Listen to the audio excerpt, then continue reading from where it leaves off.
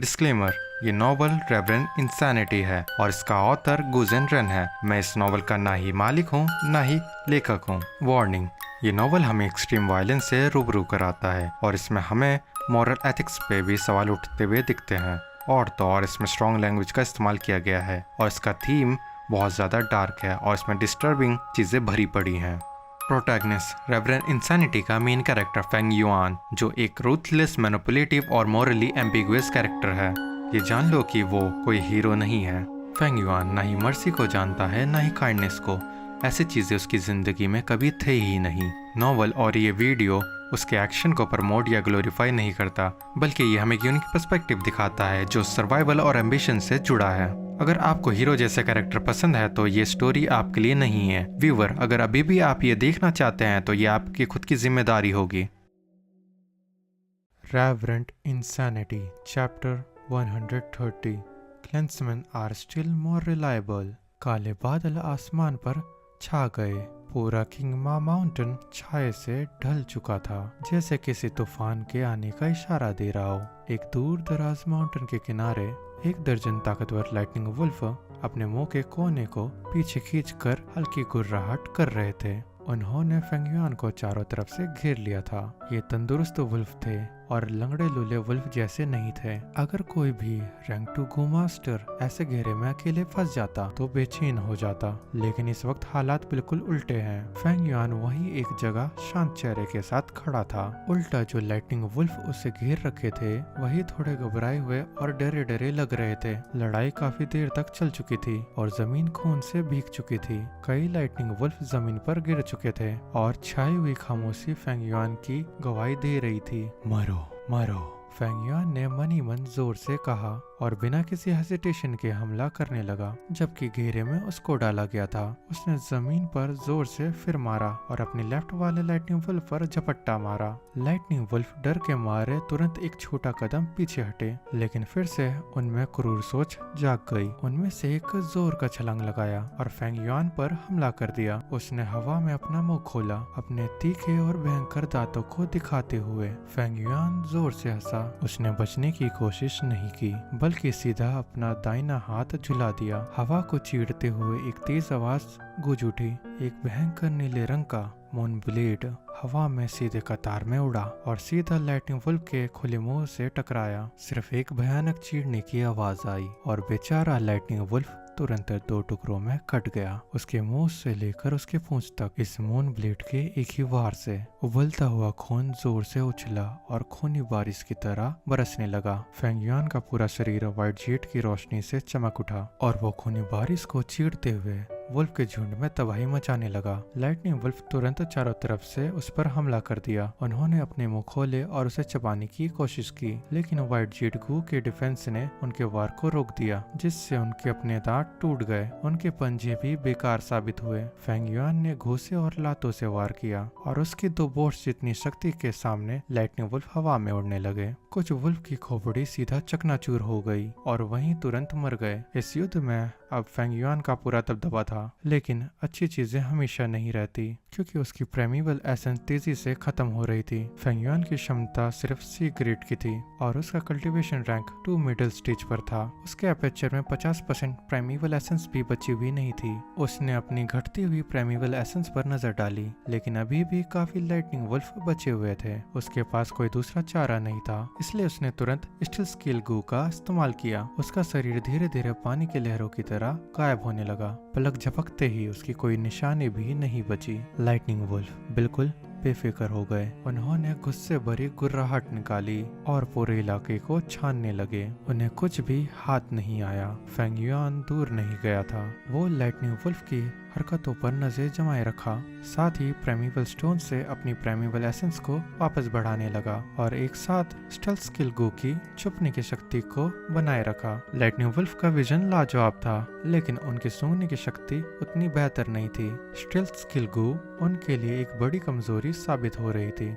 जब Feng yuan की प्राइमेवल essence फिर से 30% तक पहुंच गई, तब जाकर लाइटनिंग वुल्फ का झुंड मजबूरी में पीछे हट गया। फेंग युआन के पास कोई भी मोमेंट गुवम नहीं था, इसलिए अगर लाइटनिंग वुल्फ वाकई भाग जाते तो वो अपनी रफ्तार से उनका पीछा नहीं कर पाता। इस वजह से उसने स्टेल्थ स्किल गो का छुपाव हटा दिया और फिर से दिखाई देने लगा। एक जोर से वुल्फ की भयंकर चीख हवा में गूंज उठी।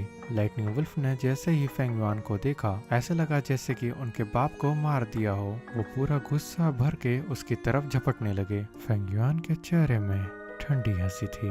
उसने इंतजार किया जब तक लाइटनिंग वुल्फ उसके सामने ना आ गए और फिर अचानक से अपने दाएं हाथ से एक जोरदार वार किया। उसका दायां मुट्ठी एक हल्के व्हाइट जीट की चमक से ढका हुआ था जो बहुत कठोर था। उसका घूंसा जोर से एक लाइटनिंग वुल्फ के नीचे वाली पीठ पर जाकर लगा। क्रैक! एक तीखी आवाज तुरंत सुनाई दी और बेचारा लाइटनिंग वुल्फ फेंग युआन के जोरदार वार से हवा में उड़ गया। उसकी नीचे की पीठ चकनाचूर हो चुकी थी और वो जमीन पर गिर गया और पागलों की तरह तड़पने लगा। दर्द भरी चीखें निकलते हुई, लेकिन अब वो फिर से उठने के लायक नहीं था। फेंग युआन की प्राइमेवल एसेंस काफी हद तक वापस भर चुकी थी और अपनी जबरदस्त लड़ने की ताकत के साथ उसने कुछ ही पलों में और 4 लाइटनिंग वुल्फ का सफाया कर दिया। बचे हुए लाइटनिंग वुल्फ अपनी लड़ने की हिम्मत खो चुके थे और डर भरी नजर से फेंग युआन की तरफ देखने लगे। उन्होंने धीरे से फुसफुसाया, अपनी पूंछ दबाई और भाग खड़े हुए। फेंग युआन ने उनका पीछा नहीं किया। वो रफ्तार में इन लाइटनिंग वुल्फ का मुकाबला नहीं कर सकता था, इसलिए पीछा करना बेकार था। जमीन पर वुल्फ के लाशों का ढेर लगा था और ये सब फेंग युआन की जीत की निशानी थी। लेकिन फेंग युआन चौकन्ना था। उसने जल्दबाजी में लाइटनिंग वुल्फ की आंखें निकालने की कोशिश नहीं की। Earth communication ear grass.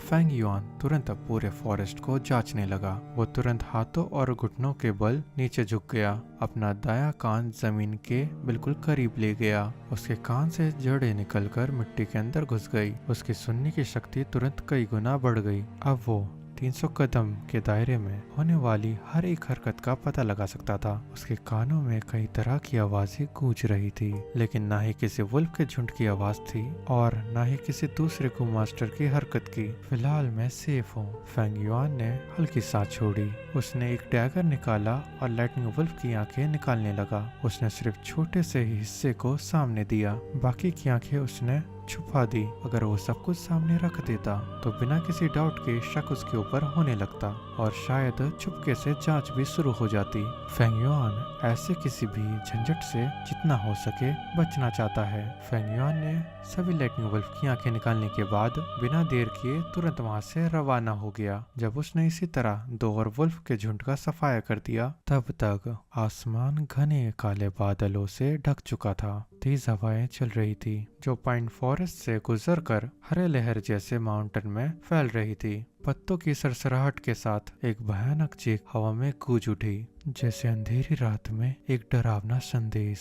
हवा के बीच कहीं दूर से एक बड़े झुंड के लाइटनिंग वुल्फ की हल्की मगर भयानक चीख गूंज रही थी। फेंग युआन का चेहरा हल्का सा पीला पड़ गया। उसकी पिछली जिंदगी की यादों के मुताबिक आज वही दिन है जब असली वुल्फ टाइड होने वाला है। उसने फिर से अर्थ कम्युनिकेशन ईयर ग्रास का इस्तेमाल किया, लेकिन उसे लाइटनिंग वुल्फ के तेज गति से आगे बढ़ने की कोई आवाज सुनाई नहीं दी। उसे कोई हैरानी नहीं हुई, बल्कि वो और ज्यादा शांत हो गया। इसका मतलब था कि लाइटनिंग वुल्फ कम से कम 300 कदम की दूरी पर थे। ये फासला उसकी अपनी रफ्तार और जमीन की जानकारी मिलाकर इतनी थी कि वो सुरक्षित विलेज तक पहुंच सकता था। ये लाइटनिंग वुल्फ कितने चालाक हैं जो ऐसे मौसम में हमला कर रहे हैं। तेज हवा की नॉइस और पाइन फॉरेस्ट की आवाजें उसकी हरकतों को काफी हद तक छुपा देती हैं। फेंग युआन ने मन ही मन सोचा। फिर उसने अपनी पूरी रफ्तार लगा दी और विलेज की तरफ दौड़ पड़ा। 100 मीटर से ज्यादा दौड़ने के बाद उसका सामना 5 गो मास्टर की टीम से हुआ। अरे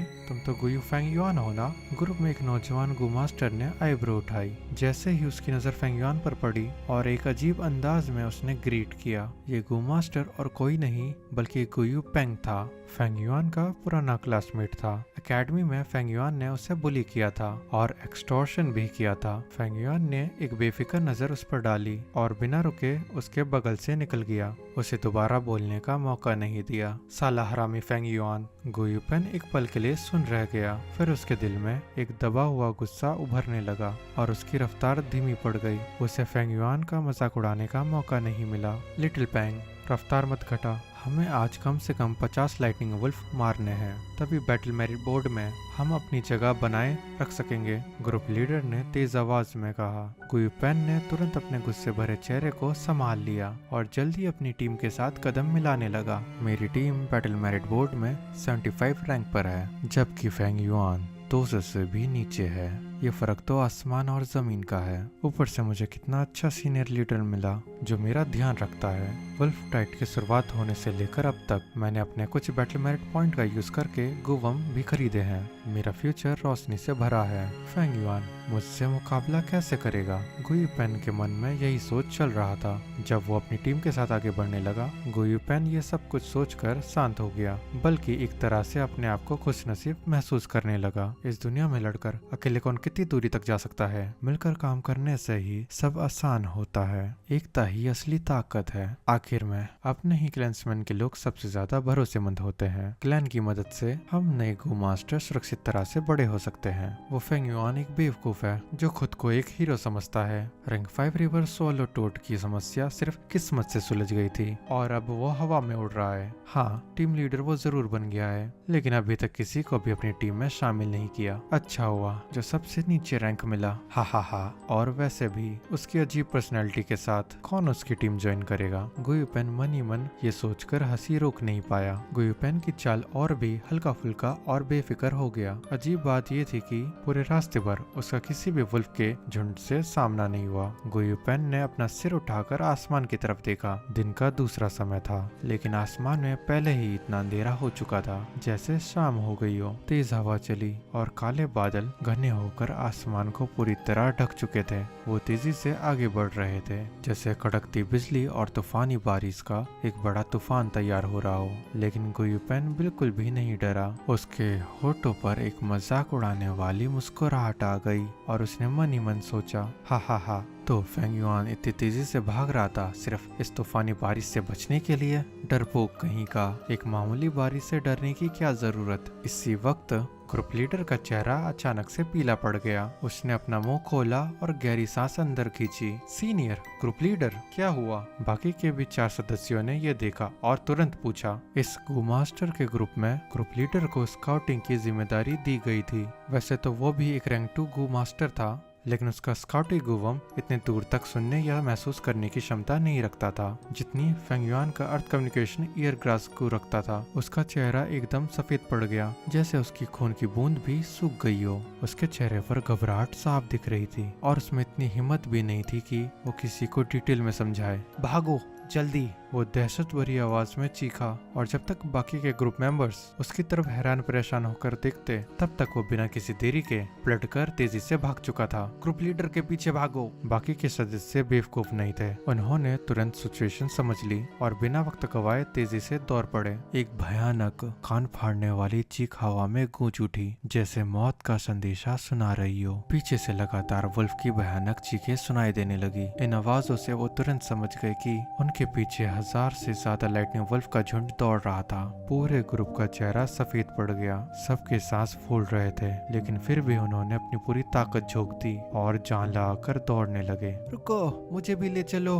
गुयुपेन अपनी पूरी ताकत से दौड़ रहा था, लेकिन फिर भी सबसे पीछे छूट गया। घबराहट में उसका होश उड़ गया और वो चीख चीख कर मदद के लिए चिल्लाने लगा। उसने अपने पीठ के बिल्कुल पीछे लाइटनिंग वुल्फ की भयानक सांस महसूस की। ऐसा लगा जैसे मौत के कदम करीब आ चुके हो। जो बात उसके लिए सबसे ज्यादा निराश भरी थी वो ये थी कि जो ग्रुप लीडर उसका हमेशा ख्याल रखता था, उसने एक बार भी पीछे मुड़कर नहीं देखा। वही साथी जो पहले सीना ठोक कर भाईचारा और दोस्ती की बातें करते थे, अब उसकी चीखों को पूरी तरह नजरअंदाज कर रहे हैं। एक और भयंकर चीख गूंज उठी जो गुयुपेन के दिल को दहला गई। गुयुपेन ने अचानक अपने बिल्कुल करीब से एक वुल्फ की भयानक चीख सुनी। उसका दिल जोर से धड़क उठा और एक ठंडी लहर उसके रीढ़ के हड्डी से नीचे उतर गई। दूसरे ही पल उसने महसूस किया जैसे एक जहरीला तूफान जैसी भारी ताकत उसकी पीठ पर चढ़ गई। वो जोर से जमीन पर गिर गया। मिट्टी और पत्थर उसके चेहरे से टकरा गए। वो जमीन पर बॉल की तरह लुढ़क गया। जोर से गिरने से उसका सर चक्कर खाने लगा और कुछ पल के लिए उसकी सोचने समझने की शक्ति एक पल के लिए रुक गई। वो बिना सोचे समझे अपने आप ही मुड़ गया। अपने आप को बचाने के लिए मुकाबले करने की कोशिश करने लगा। एक जोर जोर का झटका लगा, जैसे बिजली गिर गई हो। गुयुपेन के सामने अंधेरा छा गया। एक लाइटनिंग स्नेक हवा में चमका, जैसे अंधेरे को चीरकर अपनी भयानक चमक दिखा रहा हो। अंधेरे में अचानक एक ताकतवर लाइटनिंग वुल्फ का भयानक शकल दिखाई दिया, जो बिजली की चमक में दिख रहा था। वो एक आम लाइटनिंग वुल्फ से 2 गुना बड़ा था। उसके जिस्म से बाल तेज हवा में खड़े हो रहे थे। उसने अपना मुंह खोला और उसके चांदी जैसे चमकदार तेज दांत नजर आए, जो किसी भी पल गुयुपेन का अंत कर सकते थे। गुयुपेन की आंखों की पुतलियां डर के मारे सुई जितनी छोटी हो गई। उसके दिमाग में सिर्फ एक सोच बार बार गूंज रही थी। 100 बीस्ट किंग वुल्फ के झुंड का आकार वुल्फ के गुफा में से बड़ा था। सिर्फ 3 मीरियड बीस्ट किंग लेवल के थंडरक्राउन वुल्फ ही नहीं थे, बल्कि 100 बीस्ट किंग लेवल के बोल्ड लाइटनिंग वुल्फ और 1000 बीस्ट किंग लेवल के फ्रेंसिंग लाइटनिंग वुल्फ भी मौजूद थे। अलग ही पल बोल्ड लाइटनिंग वुल्फ ने अपना बड़ा और भयंकर मुंह खोला। एक तेज क्रैक की आवाज आई और गुयुपेन का पूरा सर एक झटके में चबा डाला। ताजा खून और दिमाग का मांस हर तरफ उछल पड़ा। बोल्ड लाइटनिंग वुल्फ ने अपना सर खुजाया और गुयुपेन की गर्दन से बहते खून को चूसने लगा। फिर उसने उसके मोटे मांस को नोच नोच कर खाना शुरू कर दिया। बेशुमार लाइटनिंग वुल्फ्स उसके पीछे से तेज दौड़ते हुए और आगे की तरफ झपट पड़े। गूंजदार गुर्राने की आवाज बिना रुके लगातार गूंजती रही। टप टप तेज बारिश भी जोर से बरसने लगी। अब असली वुल्फ टाइड शुरू हो चुका था।